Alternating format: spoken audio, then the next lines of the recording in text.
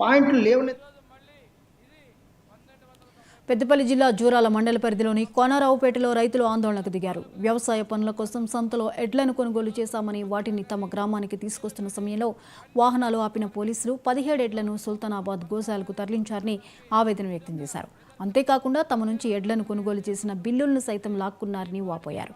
ప్రభుత్వ అధికారులు ఇకపైన స్పందించి తమ ఎడ్లు తమకు ఇప్పించాలని కోరారు. ఆయన చేసి మీరు పట్టియాలి, మేము రైతు ఎడ్లు అవి ఒక్కొక్క ఎత్తు కంటికి 50,000 ఎత్తును ఆయన ఏం చేసుకుంటాడు? ఇంత అన్యాయంగా మమ్మల్ని కోత కూర్చుకుంటాడు 3 రోజుల బట్టి. ఆయన సుతౌక గొల్లైనే యాదవ్, ఆయన ఇంటి ముంగట గొర్రె పిల్లలు ఉన్నాయి, 2 నెలల పిల్లలే. ఆయనే ఎవరికి అమ్ముతాడు? కట్టుకోళ్ళకి అమ్ముతాడు. రైతు ఎడ్ల పట్టుకొని 3 రోజులు మమ్మల్ని సతాయిస్తాడు. ఒక్కొక్క ఎద్దు 50,000, 2 నెలల పిల్లనుకో ఆయన ఇంటి కూడా గొర్రె పిల్లనే కటింగ్ ఇస్తాడు. ఆయన ఏం గోశాల? ఒక్క ఎద్దు లేదు. మా ఎద్దు 8 ఎడ్లు లేవు. ఆ ఎడ్ల లేక దొరుకుతలేడా మా ఆయన? ఇంకేమన్నా చేస్తామని దొరుకుతలేడా మా ఆయన? సార్ మీరు అందరూ కూడా మాకు ఒక న్యాయం చేయాలి.